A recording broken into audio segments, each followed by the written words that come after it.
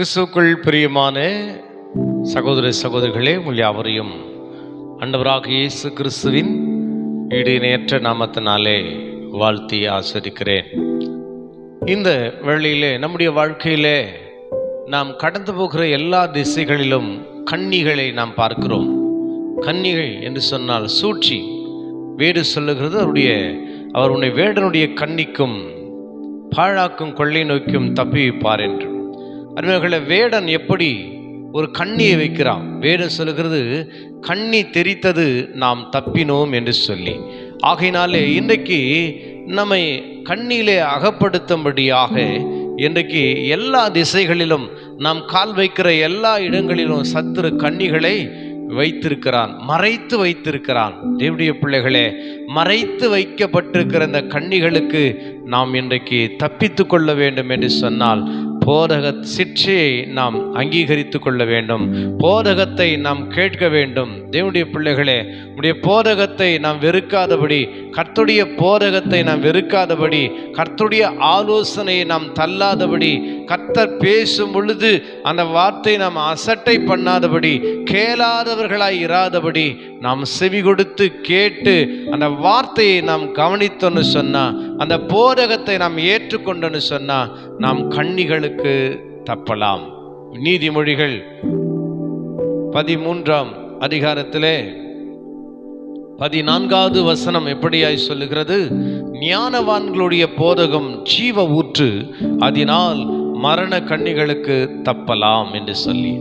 ஞானவான்களுடைய போதகம் ஜீவ ஊற்று, அதனால் மரண கண்ணிகளுக்கு தப்பலாம். பிரியமானவர்களே, இன்றைக்கு பரிகரிக்கப்படும் கடைசி சத்துரு மரணம் என்று வேடு சொல்லுகிறது. இந்த மரணத்துக்கு நீங்களான மனிதன் யாரும் கிடையாது. இந்த மரணத்துக்கு பயப்படாத மனிதன் யாரும் கிடையாது.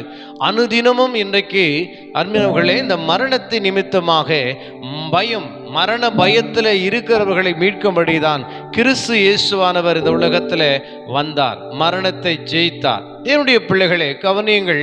இன்றைக்கு மரண கண்ணிகளில் இன்றைக்கு நம்மை சுற்றிலுமாக வைக்கப்பட்டிருக்கிறது. இந்த மரண கண்ணிகளுக்கு எப்படி தப்புகலாம்? அறிஞர்களே, நாம் என்னென்ன காரியங்களும் செய்கிறோம். நாம் எப்படியோ எத்தனையோ பாதுகாப்பு உபகரணங்களை பயன்படுத்துகிறோம், நல்லது. எத்தனையோ பாதுகாப்பை நம்ம தேடுறோம், எவ்வளோ காரியங்களை நம்ம வாழணும், நாம் ஜீவிக்கணும் அப்படின்னு சொல்லி நம்ம செலவு செய்கிறோம். தேவனுடைய பிள்ளைகளே, இன்றைக்கு கர்த்தருடைய வார்த்தை சொல்லுகிறது, இங்கே ஞானவான்களுடைய போதகம் ஜீவ ஊற்று, அதனால் மரண கண்ணிகளுக்கு தப்பலாம் என்று சொல்லி. ஞானவான்களுடைய போதகம் கர்த்தர் நமக்கு கொடுக்கிற, அவர்தான் ஞானம், அவரே நமக்கு ஞானமாயிருக்கிறார். அறிஞர்களே, அவரே நமக்கு அறிவாயிருக்கிறார், அவரே நமக்கு புத்தியாயிருக்கிறார். அறிஞர்களே, அவரே நமக்கு மீட்பாயிருக்கிறார் என்று வேடு சொல்லுகிறது. ஆகினாலே இன்றைக்கு அந்த ஞானமுள்ள போதகத்தை நாம் கேட்கும் பொழுது அது ஜீவ ஊற்றாய் நமக்குள்ளே கடந்து வந்து மரண கண்ணிகளுக்கு நம்மை தப்பி வைக்கக்கூடியதாய் இருக்கிறது. இன்னைக்கு நாம் எங்கே கால் வைத்தாலும் அங்கே ஆபத்து, அங்கே மரண கண்ணிகள், அங்கே கண்ணிகள் மறைத்து வைக்கப்பட்டிருக்கிறது. எங்கே அந்த இன்னைக்கு எத்தனையோ பேர் அந்த கண்ணிகளிலே அகப்பட்டு கொள்ளுகிறார்கள், சிக்கி கொள்ளுகிறார்கள், வேதனைப்படுகிறார்கள். தேவனுடைய பிள்ளைகளே, ஆனால் இன்றைக்கு நாம் ஞானமுள்ள இந்த போதகத்தை நாம் கேட்கும் பொழுது அது நமக்கு ஜீவ ஊற்றாக இருக்கிறது. அதனாலே மரண கண்ணிகளுக்கு நாம் தப்பலாம். ஆண்டவர் கழுகுக்கு சமமான வால வயதை ஆண்டவர் நமக்கு கொடுப்பார். அப்படி மரண இருளின் பள்ளத்தாக்கிலே நாம் நடக்க நேரிட்டாலும் கூட நாம் பொல்லாப்புக்கு பயப்பட வேண்டிய அவசியம் இல்லை. ஏன் என்று சொன்னால் அருமையானவர்களே, அவருடைய கோலும் அவருடைய தடியும் நம்மை தேற்றும். அந்த ஞானமுள்ள போதகத்தை நாம் கேட்கும் பொழுது அது ஜீவ ஊற்றாக இருக்கிறது. அதைதான் அங்கே தாவீது சொல்லுகிறார், கர்த்தர் என் மேய்ப்பராயிருக்கிறார், நான் தாட்சியடையேன், அவர் என்னை புல்லுள்ள இடங்களில் மேய்த்து அமர்ந்த தண்ணீர்களில் கொண்டு போய் விடுகிறார் என்று சொல்லி. அருமையானவர்களே, அப்படி இருக்கும் பொழுது நான் மரண இருளின் பள்ளத்தாக்கில் நடந்தாலும் பொல்லாப்புக்கு பயப்படேன், தேவரீர் என்னோடு கூட இருக்கிறீர் என்று. தேவனுடைய பிள்ளைகளே, இன்னைக்கு ஒவ்வொரு நாளும் நீங்கள் பயந்து கொண்டிருப்பீர்களே ஆனால், மரண கண்ணிகள் என்னை சூழ்ந்திருக்கிறது என்று சொல்லி நீங்கள் கலங்கி கொண்டிருப்பீர்களே ஆனால், இன்னைக்கு ஒவ்வொரு இடத்துல நீங்கள் போக நீங்கள் சஞ்சலப்பட்டு கொண்டிருப்பீர்களே ஆனால், இன்னைக்கு இந்த மரண கண்ணிகளுக்கு தப்பித்துக் கொள்ளும்படியான ஒரு வழி உண்டு. அதுதான் ஞானமுள்ள போதகம்.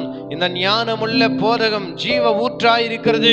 இதனாலே மரண கண்ணிகளுக்கு தப்பலாம். பிரியமானவர்களே, இன்னைக்கு இந்த வேதத்தை நாம் தியானிக்கும் பொழுது, வேத வசனங்களுக்கு நாம் கீழ்ப்படியும் போது, வேதத்தில் சொல்லப்படுகிற ஆலோசனைக்கு நம்ம கீழ்ப்படியும் பொழுது, செவி கொடுக்கும் பொழுது, அது ஜீவ ஊற்றாக இருக்கிறது. அருமையானவர்களே, கர்த்தர் சொல்லுகிறார், என்னாலே உன் நாட்கள் பெருகும், உன் ஆயுசின் வருஷங்கள் விருத்தியாகும் என்று சொல்லி, இன்றைக்கும் கூட அப்படி கர்த்தருடைய வசனத்துக்கு, ஞானமுள்ள போதகத்துக்கு நீங்களும் நானும் செவி கொடுப்போமேயானால் மரண கண்ணிகளுக்கு நாம் தப்பலாம். மரண கண்ணிகளுக்கு தப்பலாம். என்னுடைய பிள்ளைகளே, ஆக இன்றைக்கு அவர் தப்புவிக்கிறவராய் இருக்கிறார். தானியேலின் தேவன் தப்புவிக்கிற தேவன் என்று சொல்லி அங்கே பாபிலோனிலே தரியு ராஜாவும் அநேகரும் சொல்லி ஆண்டவரை மகிமைப்படுத்தினாங்க. தானியேலின் தேவன் சிங்க கெபிகளுக்கு தப்புவிக்கிற தேவன், சிங்கத்தின் வாய்க்கு தப்புவிக்கிற தேவன். தரியு ராஜா கேட்கும் பொழுது, தானியேலே, ஜீவனுள்ள தேவனுடைய தாசனே, நீ இடைவிடாமல் ஆராதிக்கிறவன் தேவன் உன்னை தப்புவிக்க வல்லவராய் இருந்தாரா என்று கேட்கும் பொழுது, நான் இடைவிடாமல் ஆராதிக்கிற தேவன் இந்த சிங்கங்களின் வாய்க்கு என்னை தப்புவிக்க வல்லவராய் இருக்கிறார் என்று தேவனுடைய பிள்ளைகள் அங்கே சத்தம் வந்தது. என்றைக்கும் கூட எந்த மரண கண்ணியிலே, மரண குழியிலே என்றைக்கு உன்னை தள்ளினாலும், இந்த ஜீவனுள்ள போதகத்துக்கு, ஞானமுள்ள போதகத்துக்கு நீ செவி சாய்ப்பாய் என்று சொன்னால், ஆண்டவர் அங்கிருந்து உன்னை தப்புவித்து மீட்டு கொண்டு வருவார். ஆக மரண கண்ணிகளுக்கு தப்பிக்க ஒரு வழி, மரண கண்ணிகளுக்கு தப்பிக்க ஒரு வழி, மறைத்து வைக்கப்பட்டிருக்கிற கண்ணிகளுக்கு தப்பிக்க ஒரு வழி உண்டு. அதுதான் ஞானமுள்ள போதகம். இந்த போதகத்தை அசட்டை பண்ணாதபடி இந்த போதகத்துக்கு நாம் செவி சாய்க்கும் பொழுது, தேவனுடைய பிள்ளைகளே, மரண கண்ணிகளுக்கு தப்பலாம். ஜீவனுள்ள தேவனை நாம் ஆராதிக்கலாம். மகிழ்ச்சியான வாழ்க்கையை நாம் வாழலாம். விடுதலையான வாழ்க்கையை நாம் வாழலாம். கர்த்தர் கிருபையாய் நம்மை சம்பூர்ணமாய் வழி நடத்துவார். கர்த்தருடைய வார்த்தைக்கு செவி கொடுங்கள். கர்த்தர் உங்களுடைய விண்ணப்பங்களுக்கு செவி கொடுப்பார். கூப்பிடுதலுக்கு செவி கொடுப்பார். கர்த்தர் உங்களை ஆசீர்வதிப்பாராக. ஆமென்.